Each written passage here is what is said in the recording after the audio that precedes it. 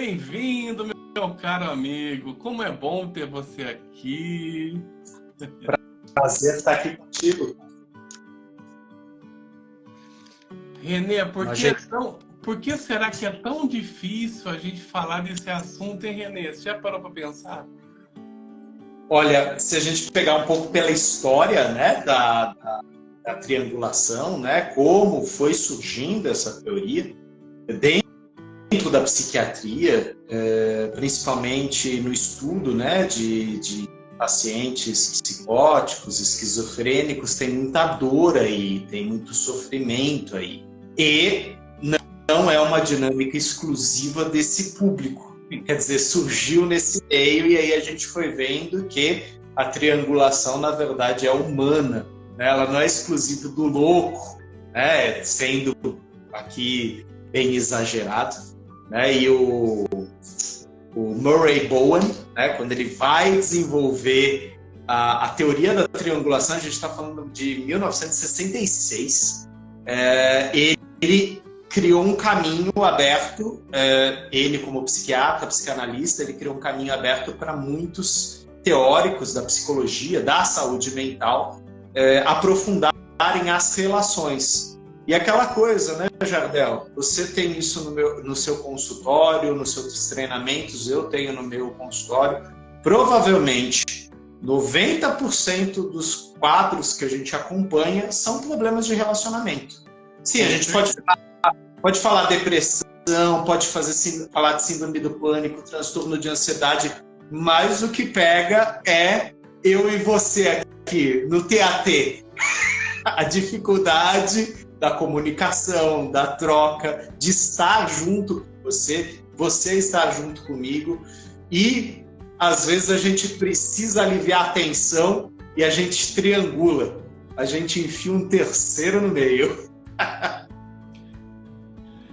É interessante, né, Renê? Acho que a gente começar essa live aqui dizendo que já faz um tempo, Renê, que eu quero fazer essa live, que eu quero abordar esse assunto, e eu tive dificuldades de encontrar alguém para fazer essa live comigo. Por quê? Porque é um assunto delicado, né, Renê? É complexo, e nós temos... vocês podem aí pesquisar no YouTube, na internet, lives sobre triângulo dramático de Karpman. Vocês vão ver que tem pouquíssimas. Por quê? Porque é um assunto muito delicado. Que bom, Renê, que eu tenho você na minha vida e você aceitou. Renê, por que é tão difícil para as pessoas falarem de triângulo dramático de Karpman? Vamos começar assim. Sim. Inclusive uma questão, né, Jardel? Você tem isso na sua formação, nas formações que eu dou também entro nisso. A gente tem isso no direito sistêmico, a gente tem isso na psicanálise, a gente tem isso nos cursos que trabalham relacionamentos, né? Porque existem ruídos na relação. Por que é difícil fazer valer a minha vontade? E aí a questão é exatamente essa. Como que eu coloco a minha vontade? Que lugar eu ocupo na relação? E aí a gente vai mais para trás. A gente vai para Eric Berne, né? Um dos professores de Karpman, né? De Stephen Karpman, e que desenvolveu aí a análise transacional, né? A gente está falando de uma época muito gloriosa, né? No desenvolvimento da psicologia. A gente está falando mais ou menos de 1960, 1970. As terapias sistêmicas familiares começam a se desenvolver nos Estados Unidos, mais especificamente lá em Palo Alto. E aí a gente tem grandes expoentes como Berne, Virginia Satir e Karpman, né? Vale aqui uma ressalva, Estevam. Não tem um livro específico, né? Você foi pesquisar aí um texto, você achou um texto, né? É difícil de encontrar, né? A gente tem pessoas que escrevem sobre a teoria de Karpman, mas o Karpman mesmo não tem um texto, um livro. Esse aqui é o livro do triângulo, não tem. Ele escreveu isso né, complementando aí a pesquisa que você fez, né? Antes da live a gente foi trocando figurinha, né? A gente vai aprofundando para trazer o melhor aqui para vocês. Ele publicou em 1968, dentro de um compilado, né, de textos sobre teorias, né, da análise transacional. Ele publica pela primeira vez o triângulo dramático no texto Contos de Fada e Análise de Roteiro sobre o Drama. Ou seja, a gente estava falando em 1960, 1970, estavam se desenvolvendo também dentro da linha da análise transacional. Eric Berne estava falando muito da análise de script, do roteiro de vida. E, surpresa, a triangulação faz parte, né, da minha história de vida. Eu aprendi a triangular com quem? Papai e mamãe. Ai, gente, de novo a culpa é do papai e mamãe. Não é culpa. A gente não está falando de culpados. A gente está falando de lugares, esquemas de troca, de relação. E com quem que a gente aprendeu a se relacionar? Com pai e mãe. Né? E por isso que o tema também é difícil. A gente fala de papai e mamãe o tempo todo, né, Estevam?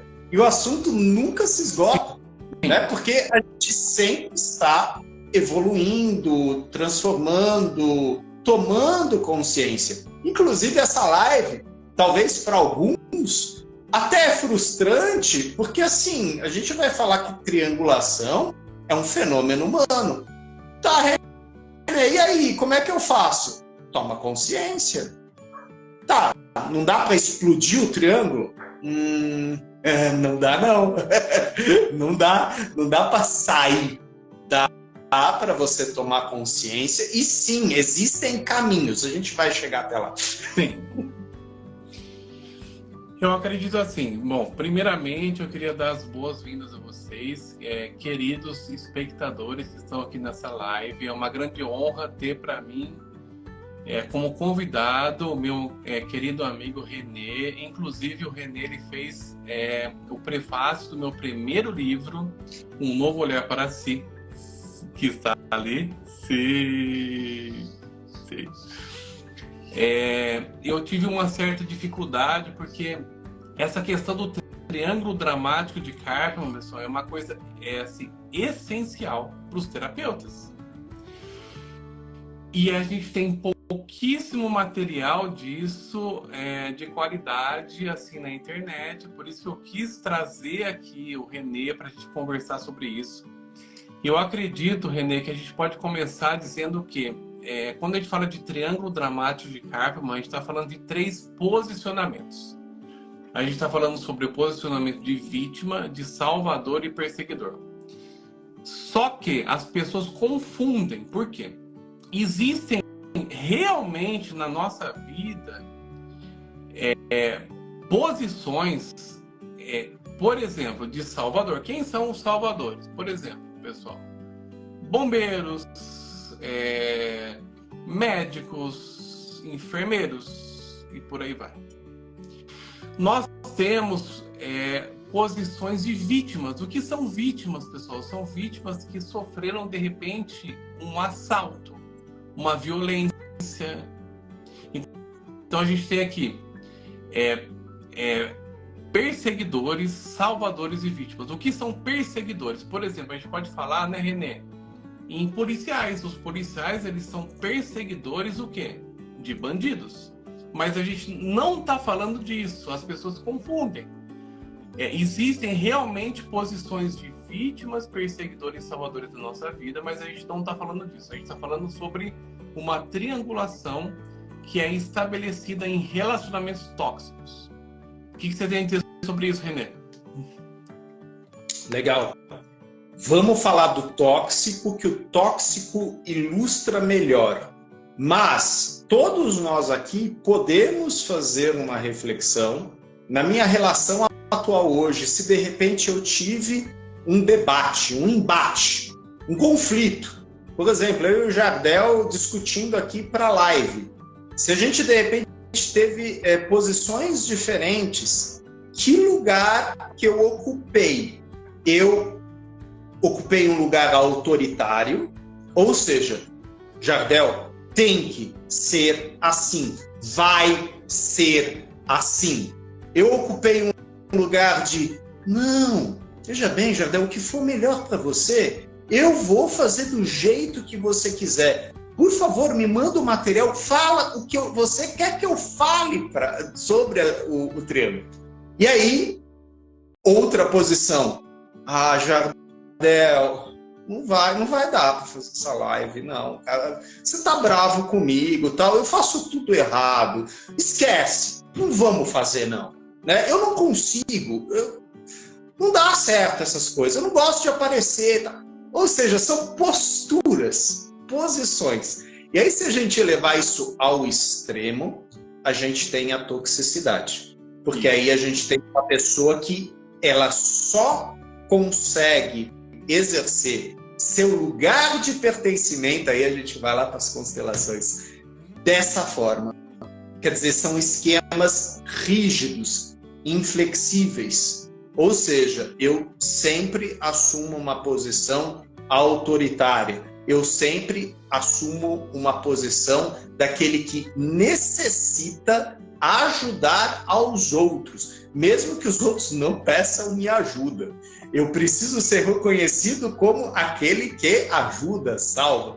Ou eu me coloco como indefeso. Né? Você fez recentemente um post até sobre a questão da inocência. Né? E aí a gente tem a inocência infantil e aí a gente tem a inocência da vítima, né? Que não assume responsabilidade.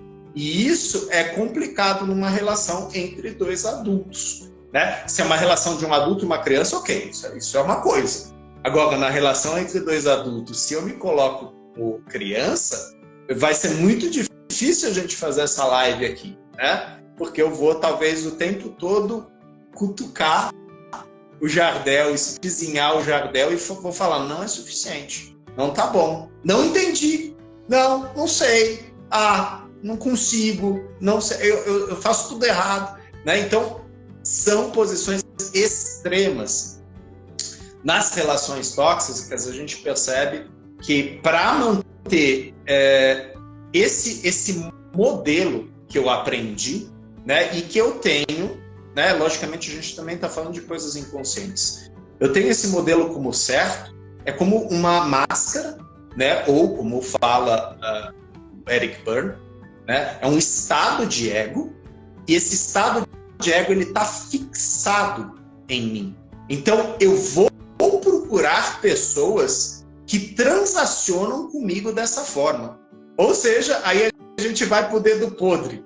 Eu consigo encontrar perpetradores, vítimas, salvadores que se encaixem no meu esquema relacional, né? Que lá atrás Freud chamou de neurose de destino. A tendência à repetição. Quer dizer, a gente tem várias teorias aqui se cruzando, se conversando, e elas são complexas, né? Novamente, a tua pergunta inicial, elas são complexas porque a relação ela não é clara e, logicamente, as pessoas não fazem isso de propósito. Elas aprenderam e desaprender dá trabalho, né? E aí a frase do Hellinger, sofrer é mais fácil, porque a solução ela exige algo de você. Né? Você vai ter que se mexer para a solução. Agora, sofrer, deixar, não tá. Com certeza. Eu queria dar as boas-vindas aqui às pessoas que estão entrando na live. Nós estamos aqui fazendo uma live sobre o Triângulo Dramático de Karpman. O Triângulo Dramático de Karpman, ele é uma teoria que exemplifica e explica muitas das relações tóxicas que nós podemos embarcar, ou enquanto terapeutas nós podemos visualizar isso nos nossos pacientes, que nós temos uma chance de ajudá-los a sair dessa dinâmica. Por que as pessoas entram neste relacionamento, nesse triângulo, porque as pessoas muitas vezes elas não sabem amar, elas não tiveram um modelo de introjeção de amor enquanto é um sentimento puro, e as pessoas tiveram um amor como se fosse uma barganha, um jogo, uma troca. E as pessoas, muitas vezes, elas ficam na defensiva. E quando chega um parceiro, a pessoa, como ela não sabe o que é amar, ela fica na defensiva e ela faz o quê? Ela começa esse jogo.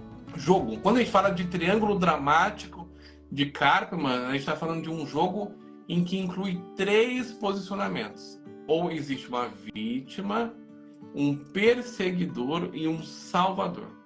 Fala um pouco disso, René. Vou pegar uma frase que eu peguei aqui do Murray Bowen, né? Lembrando que Bowen desenvolve a teoria da triangulação em 1966, e em 68 Stephen Karpman traz o triângulo dramático. Bowen fala: a triangulação é o processo através do qual um relacionamento de 2 indivíduos que estão enfrentando uma tensão vai naturalmente envolver terceiros para reduzir a tensão. Então, digamos que na posição de perseguidor e vítima, você tem um que domina e um que é dominado. Eles se relacionam nessa relação tóxica, nessa díade, eles se relacionam bem, só que ela é perigosa, né? A tensão é muito forte. E aí, muitas vezes, ou a vítima vai dar abertura para o salvador, muitas vezes o salvador vai se enfiar aí no meio, ou às vezes até o perseguidor procura o salvador. E aí a gente tem uma figura dos gibis que eu acho bem interessante, dos quadrinhos, das HQs, que é o justiceiro. Então, ele é um criminoso, né? Ele mata pessoas, mas ele tem um ideal. Eu só vou matar bandido. Só que ele vai entrando nisso, ele vai se tornando um assassino em série, cruel, a ponto que você não sabe mais onde que está o salvador aí e onde está o perseguidor. E aí você tem a mesma figura no Batman. Só que o Batman, ele tenta se colocar sempre nesse lugar do salvador. É complicado, né? Bem complicado, né, Estevão? Imagina, né? Eu sou um milionário e de noite eu visto uma roupa de morcego para sair batendo nas pessoas na rua, né? É um herói, né? A gente fala do anti-herói. Pô, René, por que você está falando dos quadrinhos? Porque a análise transacional, ela vai olhar para os contos de fada, ela vai olhar para essas histórias, ou que nem a live que a gente fez do Star Wars, entrando na questão da jornada do herói. São metáforas para a gente entender as relações. Inclusive, a jornada do herói é a jornada do Salvador. Sim. Que, inclusive, se percebe na jornada vítima, se percebe mal, perseguidor, autoritário, volta para o lugar de Salvador, até que, e aí a gente vai se aproximando aqui da questão da solução, ele vai abrindo mão desses lugares. Ele vai falando nem tanto ao céu, nem tanto à terra, eu vou para o centro. E aí a gente entra no taoísmo, a gente entra no que o Hellinger falava, no centro sentimos leveza. Sim. Eu busco internalizar, retirar, para observar essas dinâmicas. E aquela coisa, né? A gente está brigando, né? Eu tô discutindo com você. E aí, do nada, né? Eu tô lá com raiva. Aí você vira e fala: sabe de uma coisa, René? Você tá certo. Quê? Não, você tá certo. Eu tô certo. Quebra. Você quebra uma linha discursiva, porque assim, enquanto tinha resistência, enquanto né, dava força para o diálogo. Na hora que você se retira daquilo, porque você percebe que não vai levar a lugar nenhum, né? Calma.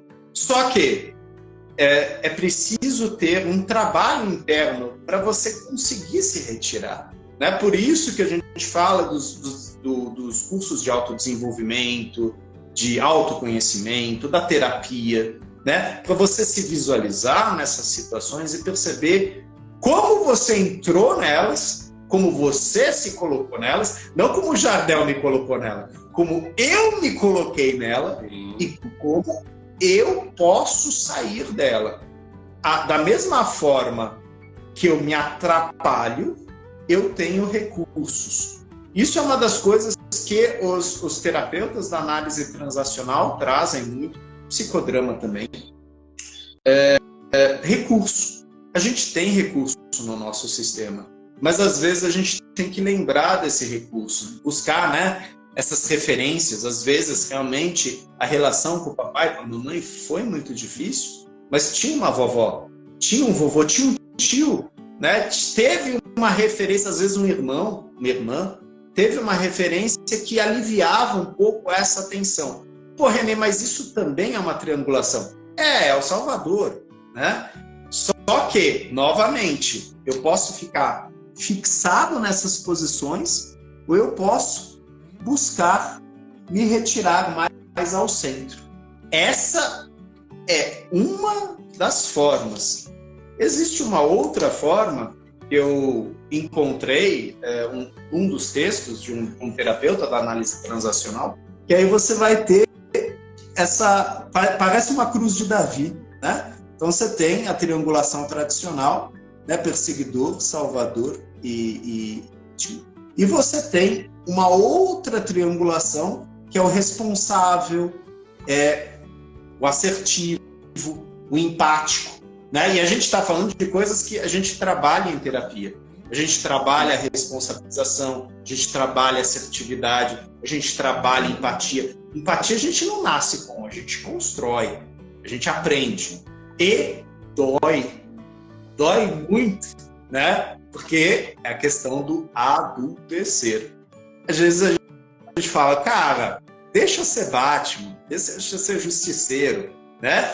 Deixa a vida me levar. Se eu quero transformar, vai doer, vai mexer. E aí, de repente, eu vou perceber, isso a gente vê muito nos trabalhos terapêuticos, que esse modelo, de repente, de perseguidor, de salvador, de vítima, é muito comum na minha família. Eu começo a perceber na mamãe, no papai, no vovô, na vovó, repetições relacionais. É muito mais comum do que as pessoas imaginam, né, Renê? Sim. E qual que é a grande armadilha, pessoal? Nós todos, eu, o Renê, você, todo mundo, nós estamos sujeitos a entrar nesse triângulo. Então, acho que essa live, né, Renê? Ela tem essa grande missão de trazer esse conhecimento para vocês e de trazer essa informação de que vocês e eu também, e o Renê, nós podemos entrar. E quando nós nos percebemos dentro desse triângulo, é possível sair. Quando nós conseguimos sair, nós buscamos relacionamentos mais saudáveis. Porque dentro do triângulo de Karpman, pessoal, só existem relacionamentos tóxicos. Certo, Renê? Sim. Sim. E se a gente pensa, né, nessa coisa de como é comum, Stephen Karpman pega então os contos de fada, e aqui eu vou pegar um exemplo clássico, né? A Branca de Neve, a madrasta, talvez a gente pode pegar até o caçador aí, né? Que foi contratado pela madrasta para matar a Branca de Neve. E aí a gente tem vários salvadores, né? A gente tem o príncipe, a gente tem os 7 anões, né? Mas é aquela coisa, são várias triangulações que aparecem nos contos de fada, né? Onde a gente tem o mal, e muitas vezes o mal é interpretado por aquele autoritário, aquele que quer valer seu desejo. Temos aquela pessoa que não sabe como se defender daquilo, quer dizer, ela não sabe os recursos que tem, ela é imatura, ela é ingênua, ela não vê alternativa. E nós temos aqueles que são os salvadores de plantão, né, que estão sempre disponíveis e buscando, né? Nos contos de fada a gente sempre tem um príncipe dando bandeira. É engraçado isso, né? Porque isso marca a nossa infância, né? Cadê o princípio da minha vida? Nos contos de fada é tão fácil. Tava andando no bosque, cavalo branco, né? Na vida não é assim. Mas essas figuras, elas aparecem. E quando o Cartman apresentou a teoria dele, do triângulo dramático, o Eric Berne ficou impressionado com a clareza do triângulo, né? Então, no Bowen já tinha uma noção de triangulação, mas quando ele trouxe o conto de fada, aquilo ficou muito escancarado. E Eric Berne falava da transação, né? Da análise transacional, das relações sendo transações, ou como você falou, jogos. O tempo todo a gente está jogando. Quanto mais inconsciente é o jogo, muitas vezes ele é tóxico, ele é fixo, ele é inflexível. À medida que vamos tomando consciência dos jogos, às vezes a gente fala para a pessoa, olha, esse jogo aqui eu não vou entrar, não. Isso aqui não. Isso aqui é um limite meu. Isso é do adulto, né? Tipo, não, eu vou parar aqui. Não, mas eu paro aqui. Se quiser continuar, pode continuar, mas eu vou parar aqui. Ou como os adolescentes falam, né? Conversa com a minha mão. Tô indo embora, fala com a minha mão. Eu tô me retirando, né?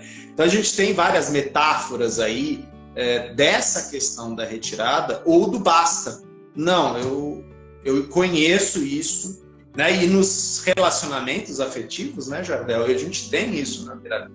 Chega uma hora que a pessoa fala, cara, chega, eu não quero mais esse padrão. E aí eu lembro do filme com a Julia Roberts, né? Comer, beber... Não, como é? Beber, comer e... Não, comer, viajar e meditar e amar, né? Que é baseado num livro, né? Onde ela, no filme, percebe que as pessoas chamam ela como a namorada de. Nunca ninguém chama ela pelo nome dela. Ah, você é a namorada de. Obrigado. Comer, rezar e amar, né? E aí ela fala, não, eu quero... Quem que sou eu? Quem que sou eu nessas relações, né? Então ela percebia, né, como você falou aí, a toxicidade no sentido de que ela se anulava nas relações. E aí ela vai fazer uma jornada, né? A gente pode novamente puxar aí a jornada do herói, divertidíssima, né?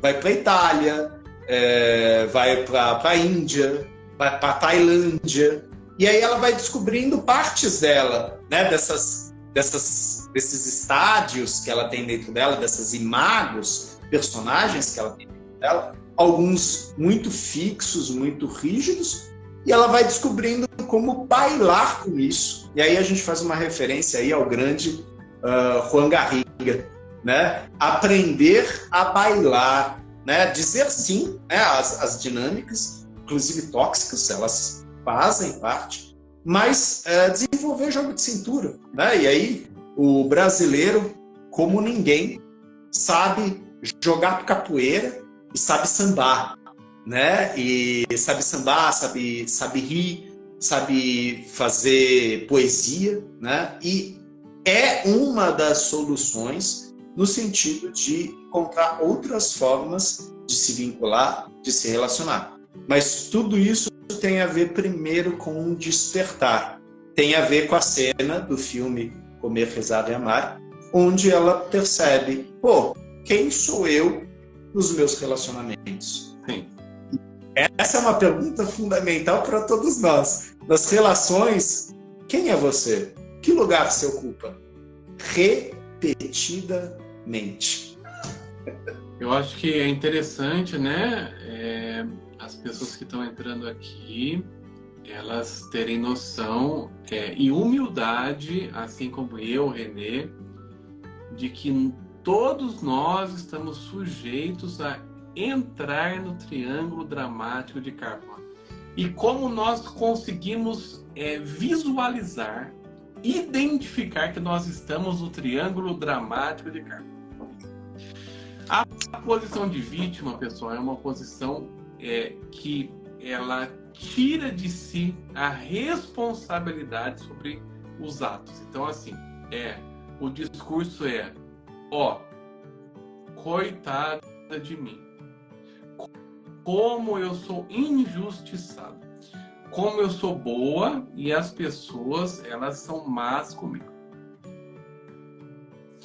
O perseguidor são pessoas que, por questões delas, elas precisam desvalorizar o outro, agredir o outro para posicionar-se. Então, para o perseguidor conseguir a grandeza, ele não consegue uma grandeza só por si. Ele precisa desvalorizar o outro.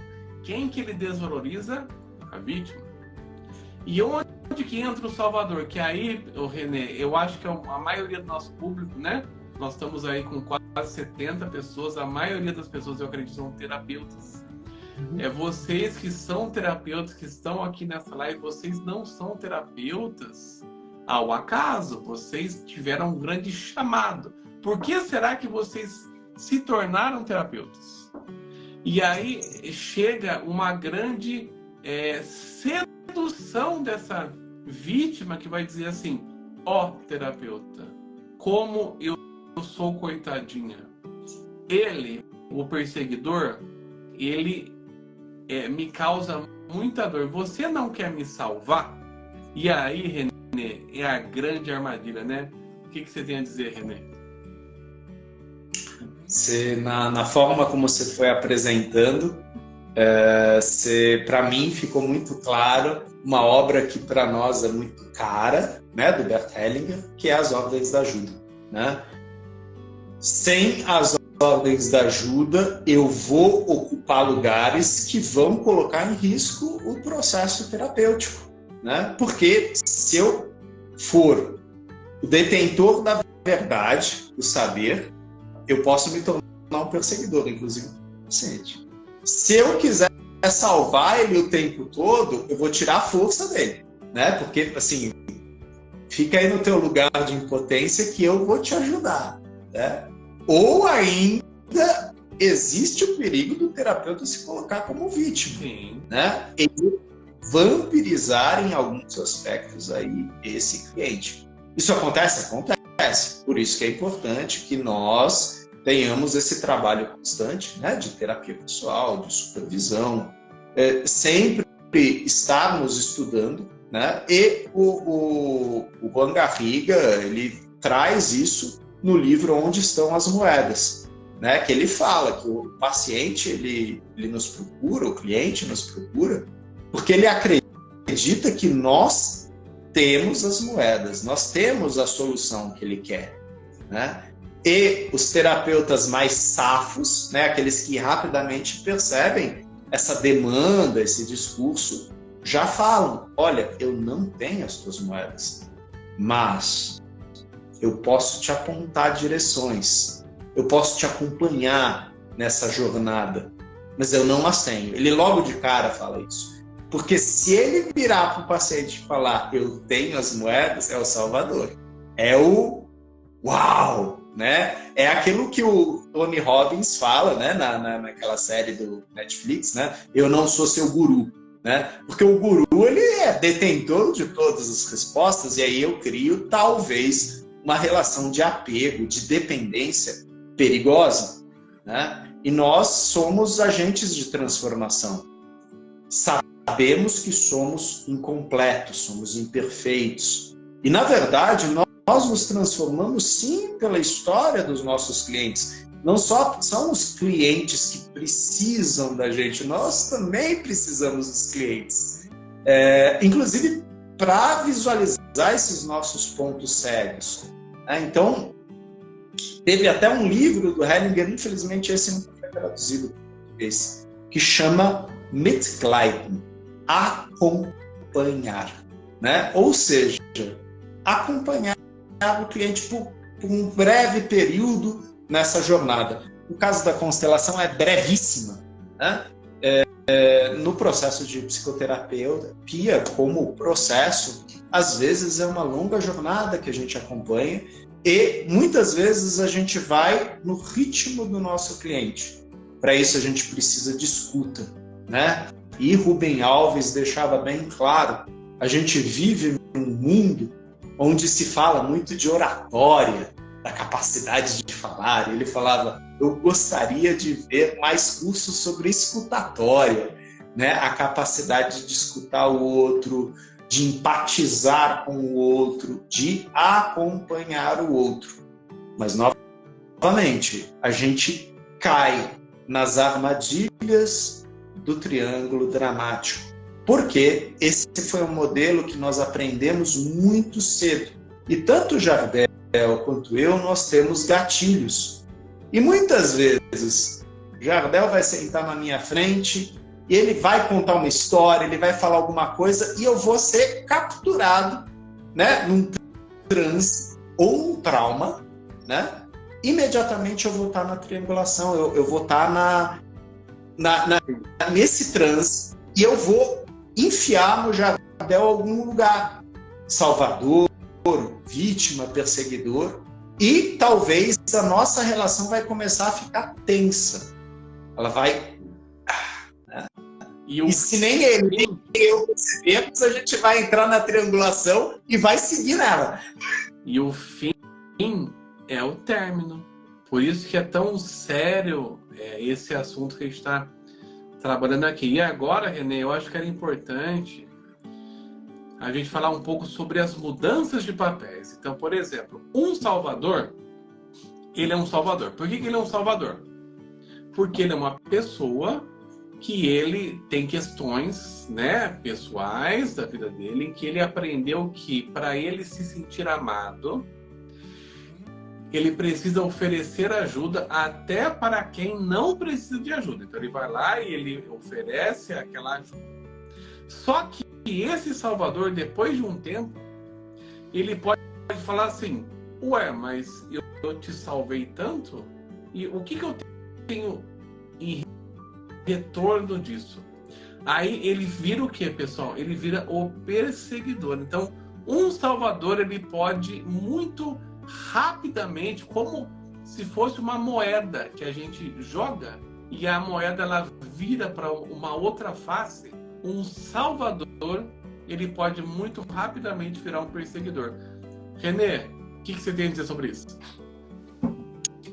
A gente tem uma brincadeira no consultório que a gente fala, né, que como psicanalista, como terapeuta, a gente culpa céu e inferno em instantes, né? Então é muito rápido essa passagem de tipo, ai, você me ajuda muito, ai, eu te odeio.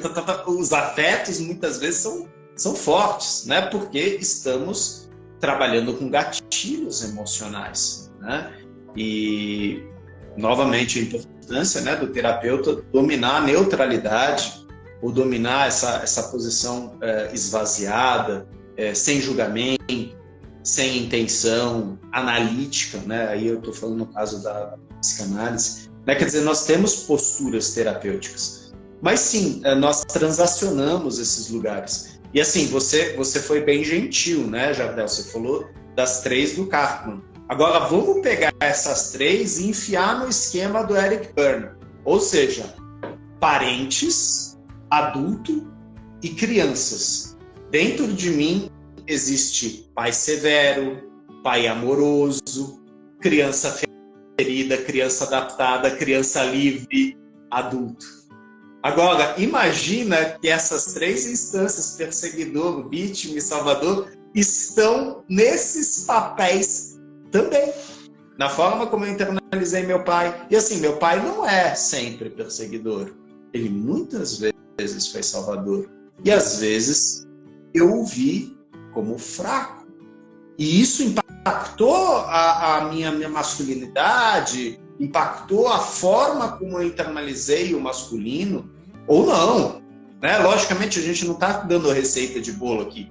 Mas a questão é que na minha relação com meu pai, eu fui internalizando esquemas. E detalhe, aí é o que enrosca a gente, né? Não é só o fato de meu pai ser do jeito que é.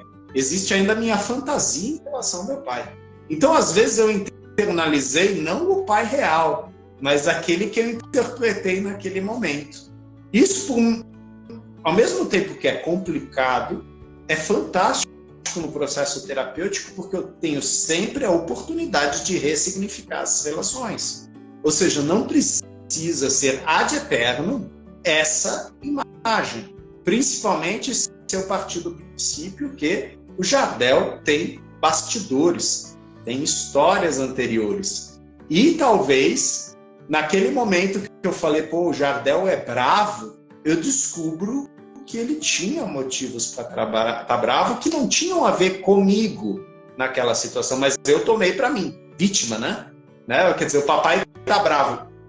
Foi aquele copo que eu quebrei. E assim, não tá nem passando pela cabeça do pai, ele não tá conseguindo pagar o IPTU, né? Ele não tá conseguindo pagar a escola, né? Ou então ele tá brigando com a mamãe, ele tá chateado na relação de casal dele. A criança puxa imediatamente para ela, né? A gente vai continuar com essas modulações afetivas o resto da nossa vida. Não precisamos ficar naquilo que, dentro da psicologia, a gente chama, né, de prisões mentais, ilusões mentais. A gente pode ressignificá-las. Se a gente não fizer isso, a gente vai continuar triangulando sem saber. Então, a questão da sua pergunta é essa. Triangular, o Jardel vai e eu vou, todos nós vamos. A questão é, eu sei que eu estou triangulando ou não. E a questão é, quando a pessoa não faz um trabalho pessoal, terapia, autodesenvolvimento, ela vai triangular, ela vai entrar nisso inconscientemente e ela vai envolver as pessoas em volta nisso também inconscientemente.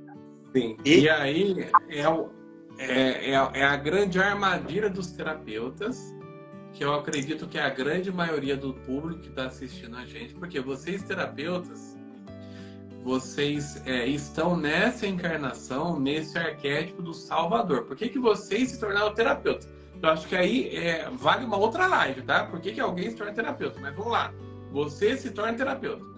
E aí você tem um cliente que chega e fala para você assim, coitado de mim. Como a vida é injusta comigo. Olha só, aí ele aponta que, percebe? O cliente, ele se torna automaticamente a vítima. Ele te convida para esse lugar de Salvador e ele vai apontar alguém. Quem que ele aponta, pessoal? É o perseguidor. Aí esse perseguidor pode ser o marido que bebe, pode ser os irmãos que ficaram com a herança dos pais e não deram para você, pode ser os vizinhos que maltratam você. Aí depende do caso, mas é importante você perceber que você é convidado a entrar nessa relação. E se você entra nessa relação, você entra no quê? No triângulo dramático de karma. E se você entra nesse triângulo, você está entrando numa relação A3 tóxica, adoecida. Certo, René? Sim, e é aquela coisa, vocês de repente podem falar, pô, mas vocês estão falando de duplas, né? De relacionamento afetivo. Cara, eu vou encontrar o terceiro. Imediatamente você quer novamente. E teve uma colega que colocou aqui, sim, acredito que para quem faz formação em constelação é fundamental estudar análise transacional, que inclusive foi o percurso de Bert Hellinger. Ele foi aluno de Eric Berne e na escola Hellinger a gente tinha professores de análise transacional, inclusive o Rüdiger Rogol, que era uma referência na Alemanha na análise transacional. Porque essa teoria é muito forte, a teoria do script de vida, né? E ela impactou muito a teoria, os fundamentos das constelações familiares, né?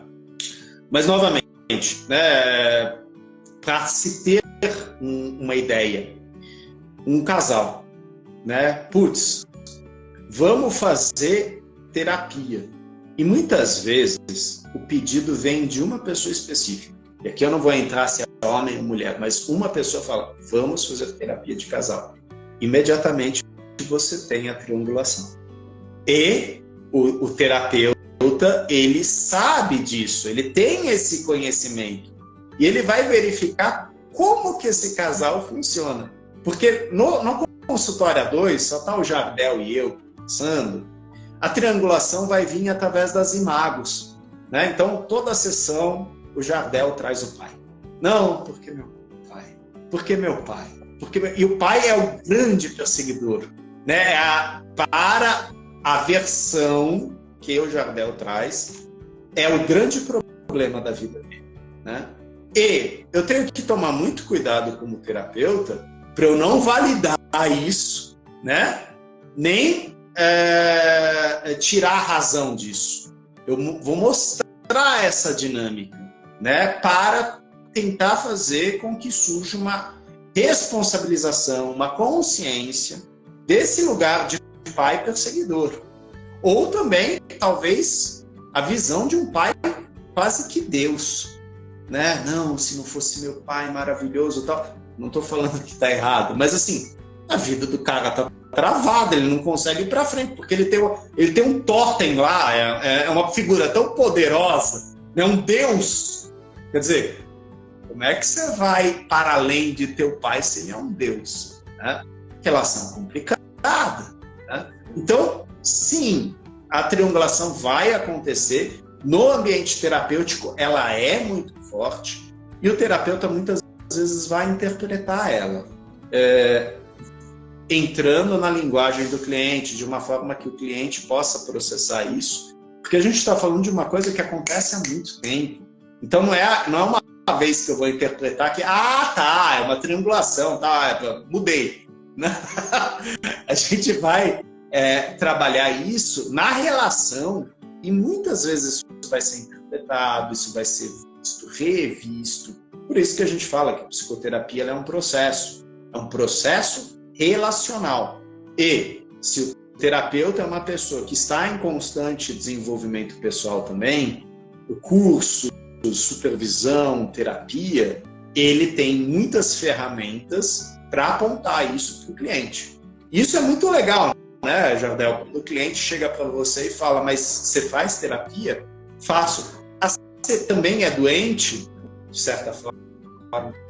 Eu trabalho na minha terapia as minhas doenças, os meus modos doentios de me relacionar.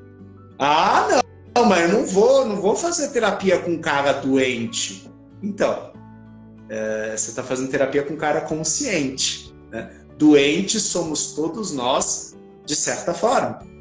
E se não olharmos para isso, a gente vai cair barranco abaixo, né? Então, todos nós somos transitórios e passamos por desafios, crises, várias.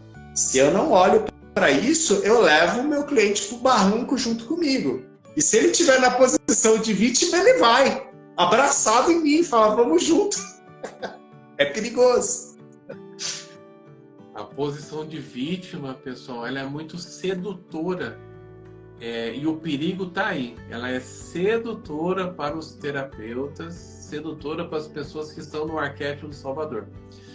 Por quê? O que a vítima faz? Ela fala assim, vida cruel, como é difícil para mim. Que bom que eu encontrei você, Renê. Que bom, porque agora eu tenho certeza que você vai me ajudar. Eu já fiz 346 constelações que não me ajudaram, mas você, Renê, eu tenho certeza que você vai me ajudar. E o que acontece? O Renê, percebe? É uma sedução, porque o Renê ele começa se o terapeuta não está bem trabalhado nas questões do ego, da vaidade, ele se sente o quê? Envaidecido. E ele fala assim, nossa, eu sou bom mesmo, hein? Porque se o Jardel tá falando aí que ele fez 346 constelações, não resolveu, e ele me encontrou, ele acha que eu vou resolver, aí o que acontece? o René ele pode entrar na minha sedução e é o que acontece. Eu vou falar para ele assim, René, ele me maltrata. Quem que é ele? O perseguidor. Percebe? Eu tô na vítima, eu arrumei um salvador para mim, que é o René, e eu vou apontar o perseguidor. Se o René não tiver bem centralizado, pessoal, ele vai entrar no triângulo dramático de Carpa. E se ele entrar, o que acontece, René? Não tem solução, certo? Eu fico preso, né? É uma prisão, é uma armadilha, né? E eu vou ficar transacionando no triângulo, nesses lugares, e aí eu vou falar, não, mas a vida é assim, né? Sempre foi assim. E isso é muito comum, a gente ouve as pessoas falando, não, mas sempre foi assim, né? Ah, mas não pode ser diferente. Ah, não, isso daí não tem jeito, não. É assim mesmo, né? Então, para aqueles que falam que não tem jeito, eles estão aprisionados, eles estão alienados dentro dessa triangulação, né? Novamente, a frase do Hellinger, sofrer é mais fácil do que encontrar a solução, porque a solução exige algo de você, ela tem um preço, né? E o preço a pagar por algo que não é nosso, que não nos cabe, é caro demais, né? Só que muitas vezes a gente fala, não, papai era assim, mamãe era assim, vovô era assim, né? Não tem jeito, né? Vamos ser assim, né? Então, me faz lembrar aquele texto, né, do Newton Wolder, A Alma Imoral, né? A questão da tradição e da traição, né? E aí ele brinca com esses conceitos, quer dizer, ele traz isso através das reflexões aí da Kabbalah. A tradição, às vezes, ela é rígida, e aí vamos falar do triângulo como uma tradição. Todo mundo na minha família sempre fez assim, e eu vou fazer assim, é um lugar de pertencimento, né? A gente está falando de lealdade aqui. Eu sou leal a este lugar. E aí, de repente, vem um terapeuta e fala que o sofrimento da minha vida tem a ver com tradição, tem a ver com excesso, tem a ver com a fixidez, com a rigidez, com a inflexibilidade. Nós não somos contra tradições, mas nós analisamos tradições. Porque se ficar muito rígido, muito inflexível, ele quebra. Ele me quebra e quebra o outro, né? E aí Jardel falou desde o começo, a questão tóxica. Todos nós corremos risco de entrar em relações tóxicas, né? Porque nós aprendemos elas desde pequeno, né? E aí entra o quê? No script que o Eric Berne nos traz. Pessoal, só para ilustrar para vocês, quando a gente fala de triângulo dramático de Karpman, ele foi um aluno do Eric Berne. A gente está falando aqui sobre análise transacional, sobre psicologia transacional. E eu sou psicólogo, o René é psicólogo, nós somos consteladores familiares. Acho que faltou a gente fazer essa introdução. Mas a gente está aqui em casa, né, René? Não é a nossa primeira live, nós temos lives muito interessantes aí, vocês podem assistir. Nós já falamos sobre a jornada do herói, nós já falamos sobre Star Wars, nós temos várias lives interessantes. E nós estamos aqui chegando no fim da nossa live. Que pena, né, René? Porque a vida pulsa. Passou uma hora, eu nem vi passar. Você percebeu que passou uma hora, René? Não. Muito agradável, que nem as outras lives que você mencionou. E, aliás, eu gostaria de fazer essa ressalva. Elas estão interligadas. Né? A questão da jornada do herói, a questão do Star Wars, agora a questão da triangulação, são temáticas que estão interrelacionadas. E se vocês assistirem, vocês de repente vão falar, eles estão falando a mesma coisa. De formas diferentes, sim.